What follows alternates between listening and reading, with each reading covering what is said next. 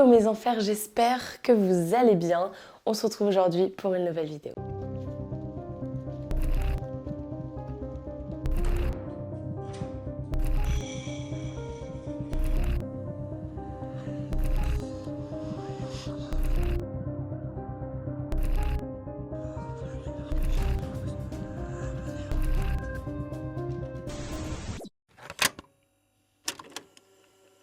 Nous sommes à McLean, à côté de la ville d'Arlington, en Virginie. Et McLean, c'est pas une simple ville, c'est une ville où il n'y a que des gens très riches. Des hauts sénateurs, des diplomates, des militaires de haut rang. Pour faire simple, c'est l'un des endroits les plus chers des États-Unis. La famille Argan vit à Dean Drive et possède une maison de 1,3 million de dollars. C'est bon pour vous ? Après, vu la population et les gens riches qu'il y a là-bas, 1,3 million de dollars par rapport aux autres, ce n'est pas grand-chose. Dans la famille Argan, je demande la mère, Pamela Argan, âgée de 63 ans en 2017, et Pamela Argan est célibataire et elle a 3 filles. Ce n'est pas nouveau qu'elle soit célibataire, son ex-mari Steve ne vit plus avec elle depuis plus de 20 années. 3 filles, Megan Argan, âgée de 37 ans, Ashley Argan, âgée de 32 ans, et Hélène Argan, âgée de 23 ans. Pamela Argan a travaillé toute sa vie, elle est restée plus de 20 années dans la même entreprise. Elle travaillait dans les ressources humaines d'une entreprise qui s'appelait Lockheed Martin à Washington DC. Je ne sais pas si elle a eu un héritage ou si elle a juste fait des bons placements à un moment donné ou si tout simplement elle est née dans une famille riche. Mais bon, ce n'est pas que son travail qui lui a rapporté de l'argent, ça c'est sûr. Là n'est pas la question, on va plutôt se concentrer sur ce qu'il s'est passé en 2017. En 2017, Pamela a assez travaillé, elle veut prendre sa retraite. À noter que Pamela vit dans sa maison, ce qui paraît logique, mais elle vit aussi avec son aînée, Megan. Enfin, c'est plutôt Megan qui vit chez elle. Et Megan, elle a une fille qui est âgée de 7 ans d'un mariage. Elle est mariée à un homme qui s'appelle Mike, qui par contre vit en Virginie occidentale. Il n'est pas avec sa femme et sa fille. Elle est avec sa mère. Je ne sais pas du tout ce que son mari fait, je sais seulement qu'il vit donc en Virginie occidentale, qu'il a forcément un emploi là-bas, et que c'est pour ça qu'il est là-bas. Cependant, Megan, elle n'a pas d'emploi. Donc elle pourrait très bien vivre avec son mari en Virginie occidentale et avec sa fille, puisque sa fille a certainement aussi besoin d'un père. J'ai pas les détails après de leur relation, je sais juste que des fois ils étaient en froid et que c'est la raison pour laquelle elle est chez sa mère. Mais c'est pas la seule raison. L'autre raison, c'est que Megan est sans emploi, elle est complètement perdue dans sa vie et qu'elle aime bien se faire entretenir par sa mère qui a beaucoup d'argent et qui lui achète tout ce qu'elle veut. Elle se dit que comme sa mère peut tout payer, elle n'a pas besoin de travailler. Hélène, de son côté, étudie à l'université Southern Methodist qui est située à Dallas. Hélène, je le rappelle, c'est la plus jeune des 3 filles. Et elle fait un double diplôme en sciences du management et en maths. Hélène, elle est comme sa mère. Elle veut réussir dans la vie, elle veut faire des études, elle veut faire une carrière. Elle est très ambitieuse, ce qui dénote un peu avec sa sœur aînée, Megan, qui, elle, de son côté, ne veut pas forcément travailler. Au Texas, elle a un petit ami et même un fiancé qui s'appelle Carlos Gutiérrez. Donc ils sont ensemble. Elle n'a pas envie de partir tout de suite du Texas puisqu'elle a envie de construire quelque chose avec son fiancé. Et elle projette de construire une maison au Texas. Enfin, quand je dis elle projette, c'est beaucoup plus que projeter puisqu'elle est en train de construire cette maison. Sa maison n'est pas très loin de Dallas et sa mère l'aide pour la construction de la maison. Seulement voilà, en ce moment, elle n'a pas encore la maison, donc sa mère lui propose de revenir habiter chez elle avec Megan, la fille de Megan, et avec sa mère aussi. Par contre, Carlos Gutiérrez, lui, il ne la suit pas. Il reste au Texas. Pendant l'été 2017, Hélène déménage à McLean, de manière temporaire, chez sa mère. Le 14 juillet 2017, à 13h44, Carlos Gutiérrez appelle la police. Il leur dit « Ma petite amie vient de m'appeler, sa sœur a tué sa mère. » My girlfriend told me that her sister killed her mom. Now my girlfriend won't answer her phone. Apparemment, il y aurait eu des coups de feu de tirer dans la maison. Carlos Gutiérrez à la police appelle un autre département de police. En fait, les départements de police s'appellent les uns les autres. Ils essayent de comprendre ce qui s'est passé, mais au début, ils ne comprennent pas grand-chose. Ils se rendent sur place vers 15h, ils entrent dans la maison et ils découvrent le corps sans vie de Pamela Argan dans la buanderie. Elle a été assassinée d'une balle dans la tête. Hélène aussi est à l'intérieur de la maison. Il la retrouve à l'étage, dans la salle de bain. Elle aussi a une balle dans la tête et elle a un fusil dans les mains. Première hypothèse des policiers, il s'agit d'un meurtre-suicide. Hélène a tué sa mère avant de s'ôter la vie. C'est du moins ce que les policiers disent aux médias. Seulement voilà, vous allez voir que cette piste n'est pas vraiment prise au sérieux. Tout d'abord, les corps des deux femmes n'ont pas été retrouvés au même endroit, ce qui est très étrange puisqu'en général, je dis bien en général, dans les cas de meurtre-suicide, les corps sont retrouvés à côté. En analysant le fusil, ils trouvent ça très étrange qu'elle ait pu le charger, puis se tirer une balle dans la tête. Mais c'est pas seulement ça qui retient leur attention. Ce qui retient leur attention, c'est que la balle qu'Hélène a dans la tête est au-dessus du crâne. Donc ça voudrait dire que pour se suicider, elle a placé l'arme au-dessus de sa tête. Qui fait ça ?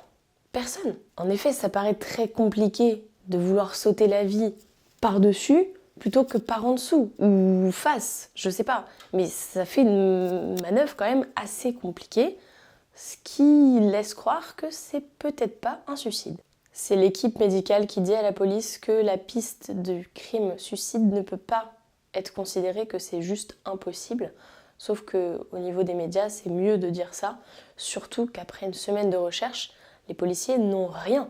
Ils n'ont pas trouvé de motif, ils n'ont rien en fait. Donc ils préfèrent rester sur cette version, du moins au niveau des médias. Aussi, ils trouvent des résidus du coup tirés sur Hélène, ce qui prouve que le fusil n'était pas en contact avec sa tête, mais que le fusil était beaucoup plus loin de sa tête. Le coup a été tiré bien plus loin.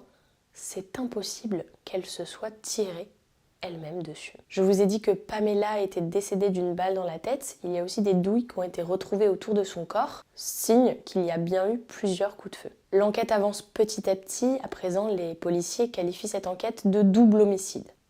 Toujours pas au niveau de la presse, seulement au niveau de la police. Ils se rendent bien compte qu'il n'y a aucun signe d'effraction visible. Il y avait donc forcément une troisième personne dans la maison. Mais qui ?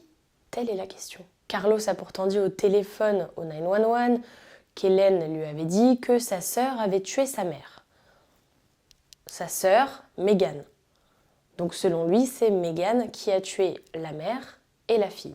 Hélène lui aurait aussi dit au téléphone qu'elle essayait de se cacher mais qu'elle ne pouvait pas s'enfuir puisque dans la maison, il y avait sa nièce, la fille de Megan, qu'elle ne voulait pas la laisser ici toute seule. Donc c'est pour ça qu'elle était restée dans la maison. C'était parce qu'il y avait la nièce et qu'elle ne concevait pas de s'enfuir de la maison en laissant la petite fille. Malgré que Carlos leur dise qu'effectivement il s'agit de Megan, les policiers restent tout de même méfiants et ils veulent quand même en avoir le cœur net et déterminer s'il s'agit bien de Megan ou alors s'il s'agissait de la troisième fille, Ashley. Apparemment, il y a eu d'autres appels, notamment de l'ex-mari de Pamela. Ce dernier s'était aussi entretenu avec Ashley. La piste de Megan, qui a tué sa mère et sa sœur, semble se confirmer petit à petit. Et ce n'est pas fini, Carlos a encore des choses à dire. Hélène lui a dit au téléphone qu'elle n'avait pas vu le corps de sa mère, mais qu'elle avait entendu les coups de feu. Et qu'une fois qu'elle a entendu les coups de feu, elle a entendu Megan aller au niveau de l'ordinateur de la famille pour effectuer un virement. On tient peut-être le motif du crime. Il s'agit certainement d'argent. Une fois qu'Hélène a raccroché avec Carlos, il n'a plus de nouvelles d'elle, seulement un SMS disant qu'elle allait très bien et qu'elle n'en voulait pas à Megan. Vous vous en doutez certainement, cet SMS n'a pas été envoyé par Hélène, il a été envoyé par Megan avec le téléphone portable d'Hélène.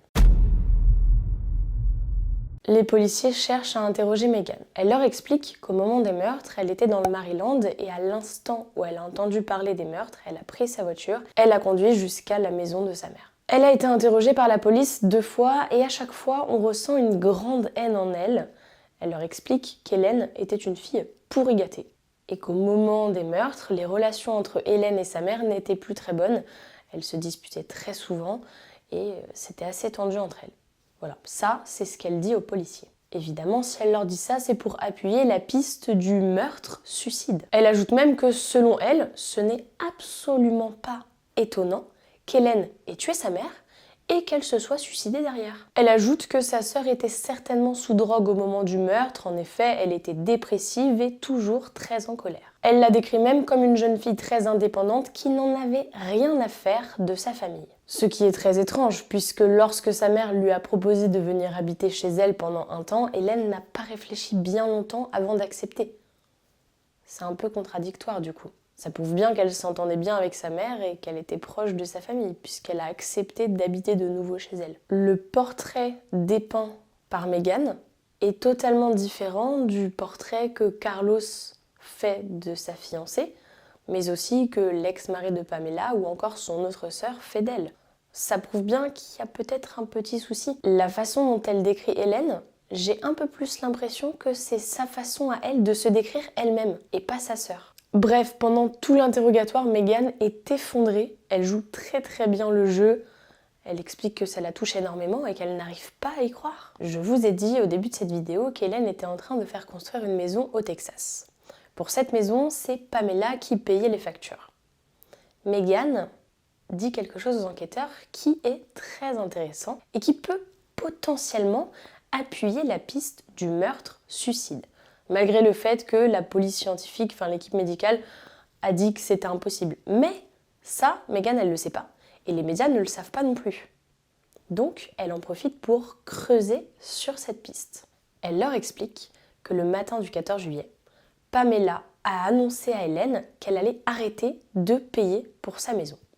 La raison ? Apparemment, Pamela n'aimait pas trop le fiancé d'Hélène, Carlos Gutiérrez, et elle lui avait dit « Si je paye pour cette maison, j'ai tout simplement pas envie qu'il habite avec toi, et comme je sais qu'il va habiter avec toi, j'arrête de payer pour la maison. » Si je résume bien, toujours selon Meghan, Pamela n'aimait pas Carlos. Elle dit donc très gentiment et de manière implicite aux enquêteurs « Voilà, vous avez la raison du crime. Ma mère n'aimait pas le fiancé de ma sœur a tué ma mère pour pouvoir vivre tranquille avec lui. Seulement voilà, pourquoi se serait-elle suicidée après ? Et ça, personne n'a la réponse à cette question. Meghan finit par dire aux enquêteurs qu'elle ne vivait plus chez sa mère, qu'elle avait finalement déménagé dans le comté de Monongalia pour vivre avec son mari et sa fille, c'est en Virginie occidentale, sauf que c'est pas vrai en fait. Au début, elle a dit aux enquêteurs que le 14 juillet, elle était chez elle et que quand elle a appris la nouvelle, elle a conduit jusqu'à chez sa mère pour se rendre sur place. Mais là, elle leur dit autre chose. Et c'est là sa faille, c'est qu'elle commence petit à petit à s'en mêler les pinceaux.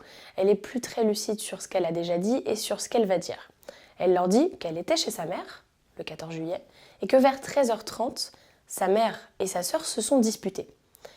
Elle ne sait pas ce qui s'est passé après, puisqu'au moment où elles se sont disputées, c'était une très grosse dispute, elle a pris sa fille et elle est partie de la maison. Alors elle n'est pas partie bien loin, puisque visiblement elle est revenue derrière, mais elle est partie de la maison. Pourquoi elle est revenue ? Comment elle a su ce qui s'était passé ? Est-ce qu'elle est revenue pour calmer sa mère et sa sœur ? On ne sait pas. Bon, ce qu'on sait, c'est qu'elle ment aux enquêteurs, mais elle n'arrive pas à justifier le pourquoi du comment. Elle leur dit même que sa mère avait prévu de lui donner de l'argent pour qu'elle puisse construire une maison avec Mike, son mari. Les enquêteurs ont un peu de mal à la croire, cependant, ils n'ont pas d'autres témoignages jusqu'à ce que la sœur de Pamela, Tamara North, témoigne. Dès le départ, elle dit aux policiers « Vous faites fausse route, c'est Meghan qui a tué ma sœur et ma nièce ». Elle leur dit aussi que Pamela avait donné suffisamment d'argent à Meghan, elle l'entretenait suffisamment et qu'à aucun moment elle avait prévu de lui donner de l'argent pour qu'elle construise une maison. Donc déjà, ce que Meghan avait dit à propos de ça, c'est faux. Ensuite, elle leur explique que Pamela et Hélène étaient très proches et s'entendaient très bien, qu'elles n'avaient pas de problème relationnel. Hélène étant la petite dernière, elle était la préférée de Pamela, c'est pas vraiment bien de dire ça, mais en tout cas, c'est la façon dont Tamara ressentait les choses, et elle ressentait aussi que Meghan était très jalouse de ça. À cause de ça, elle détestait sa mère, elle se disputait très souvent avec elle, et elle était très souvent en colère. C'est donc bien Meghan qui était en colère, qui se disputait très souvent avec sa mère, et pas Hélène. Elle est non seulement jalouse de la relation que sa mère a avec Hélène, mais elle est aussi jalouse du fait qu'Hélène est en train de réussir sa vie et qu'elle est très ambitieuse. On a un peu un triple motif. Très lié, hein. Jalousie, argent, haine. Voilà. Ce qui est très probable, c'est que Meghan a demandé de l'argent à sa mère lui a refusé. Elle s'est mise en colère, elle l'a tué. Fin de l'histoire. Non, pas fin de l'histoire. Étant donné qu'Hélène était aussi dans la maison et qu'elle ne pouvait pas laisser un témoin, elle a tué aussi Hélène pour qu'il n'y ait pas de témoin, puis elle est partie. Elle pensait certainement que ça serait passé sous le coup du meurtre-suicide, puisqu'elle a pris le temps de placer le fusil dans les mains d'Hélène. Après toutes ces révélations, la presse parle maintenant d'un double meurtre. En examinant les connexions et les relevés bancaires le jour et la veille du meurtre, les enquêteurs se rendent compte que quelqu'un a essayé de transférer de l'argent du compte bancaire de Pamela vers le compte bancaire de Meghan. C'est même le 13 juillet 2017, la veille, qu'un appel a été passé à la banque pour demander un transfert d'argent. La personne qui a appelé, c'est bien évidemment Meghan. I was told that I could do a wire transfer. Oh, you're going to buy a house? For my daughter, yes. Elle se fait passer pour sa mère et dit à la banque « Voilà, j'aimerais transférer 400 000 $ à ma fille afin qu'elle puisse acheter une maison. » Ensuite, Pamela a eu la banque au téléphone et leur a dit « Vous arrêtez tout là. Moi, à aucun moment, j'ai demandé un transfert d'argent. Vous stoppez tout. C'est pas moi qui vous ai demandé ça. » Somebody tried to do a wire out of your account for $400,000. What? I did not do that. Pendant l'interrogatoire, les enquêteurs ont fini par dire à Meghan qu'ils pensaient très sincèrement qu'elle avait tué sa mère et sa sœur. Ce qui a provoqué énormément de colère et d'indignation chez elle. La police a enquêté pendant plus d'1 an après les meurtres et ils ont arrêté Meghan en novembre 2018 pour le meurtre de sa mère, Pamela Argan, et de sa sœur, Hélène Argan. Elle a été jugée en mars 2022, soit 5 années après les faits, et son procès a duré 3 semaines. L'accusation se base principalement sur sa jalousie qui l'aurait poussée à commettre le double crime. Meghan continue de plaider non coupable, mais le 9 novembre 2022, elle écope de 2 peines de prison à vie. Voilà, c'est la fin de cette histoire, de cette famille Argan, de ce double meurtre. J'espère que la vidéo vous aura plu. Dites-moi dans les commentaires si vous connaissiez ce fait divers et on se retrouve la semaine prochaine pour une nouvelle vidéo.